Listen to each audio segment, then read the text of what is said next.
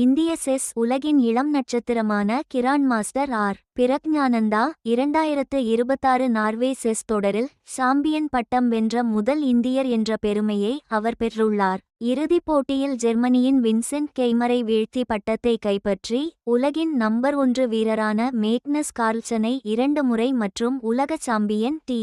குகேஷை ஒருமுறை தோற்கடித்து தனது திறமையை நிரூபித்தார். தொழிலதிபர் ஆனந்த் மஹிந்திரா பல ஆண்டுகளாக கார்ல்சனின் கோட்டையாக இருந்த நார்வே செஸ்ஸில் சிங்கத்தின் குகைக்குள்ளேயே நுழைந்து வெற்றி பெற்றுள்ளீர்கள் என பிரக்ஞானந்தாவை பாராட்டியுள்ளார் தமிழ்நாடு முதலமைச்சர் திரு. ச. ஜோசப் விஜய் அவர்கள்.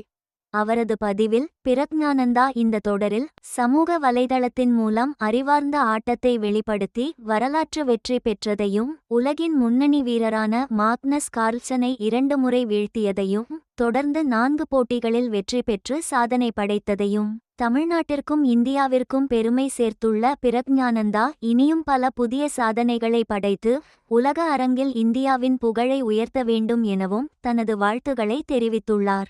மேலும் செஸ் கிராண்ட் மாஸ்டர் ஆர். பிரக்ஞானந்தாவை தமிழ்நாடு முதலமைச்சர் திரு. ச.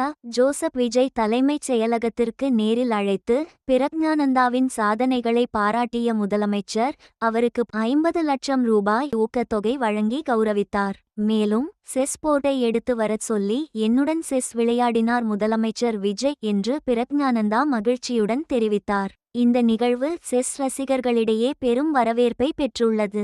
இளம் வீரர்களின் திறமையை ஊக்குவிக்கும் வகையில் தமிழக அரசு மேற்கொள்ளும் இந்த அங்கீகாரம் விளையாட்டுத் துறையில் புதிய தலைமுறைக்கு உத்வேகமாக அமையும் என பாராட்டுகள் குவிந்து வருகின்றன.